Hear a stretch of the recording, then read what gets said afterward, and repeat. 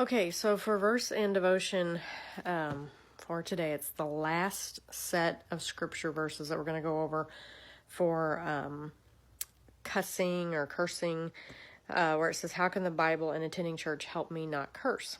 Well, today's last verse for this particular set is coming out of James chapter 5, and it's verse 12, and it says, "Above all, my brothers, do not swear, not by heaven or by earth or by anything else. Let your yes be yes and your no, no, or you will be condemned." So, again, we've talked over 1, 2, 3, 4. This is the fifth verse that we're going over. And James chapter 3 had 12 of them. Matthew chapter 5 had 3 verses particularly, but this one is saying, "Do not swear, not by heaven or by earth or by anything else. Let your yes be yes and your no, no, or you will be condemned." We are not supposed to swear. We're not supposed to be cursing. It's just that simple. So without, going through all of this, I've talked about all of them in the past week and a half. The question is, how can you stop if you're wanting to stop? How is attending church or reading the Bible going to help you in this situation? Well, like I've said it before, it doesn't happen overnight. Sometimes it does. It just depends on how quickly the Lord wants to, stop it for you. But prayer is a big deal. You got to pray for anything. And you have to be sincere. If you're really, truly having a hard time and, you cuss like a sailor, that's the cliche that everybody uses, if you cuss like a sailor, then you are not showing that you love Christ. It's just that simple. The one verse says, "Then your religion is worthless," when you talk like that. So what you'll need to do is you need to pray. You're going to need to take these scriptures and pray them over yourself. So like on this one, I would put, "Above all, my brothers, do not swear, not by heaven or by earth or by anything else. Let Sarah's yes be yes and her no be no, or you will be condemned." And I would put your name in there and help you with that. When you pray, just be honest.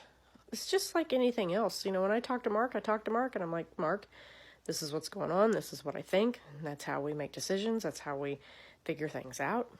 When I go in my quiet time with the Lord, I do the same thing. He already knows what I'm thinking. I just tell him, "Dude, I am really having a hard time with this. I need your help." And just tell him how you feel and say, "I need help. I need you to help my mouth and my thought process and my heart process." And every time I get upset about something, instead of saying, "Ah, bleep," say, "Oh, Lord, help me with not saying ah, bleep." Okay? And he will. He will help you. When I was a little kid, that was the one area that was peer pressure. In 5th grade, of all grades, that's where this stuff started, as kids started cussing to be accepted. And it was crazy because I knew that it was wrong. And the Lord was convicting me and basically bugging me every time I would say a bad word. He's like, "Nope, that's not right, Sarah. You're not supposed to be talking like that." And I knew it.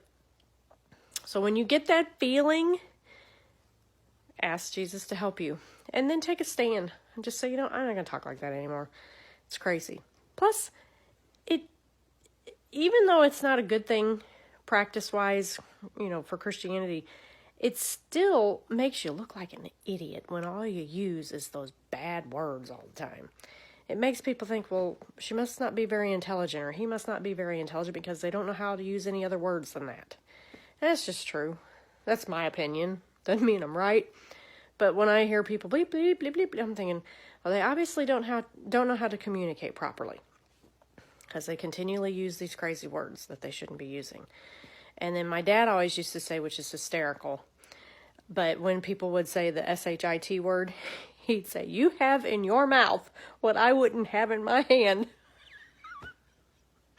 And I just still think that's hysterical. But it is funny. But it's true if you think about it. So hopefully these help. And then the next one we'll be doing is addictions. There's a ton of scripture verses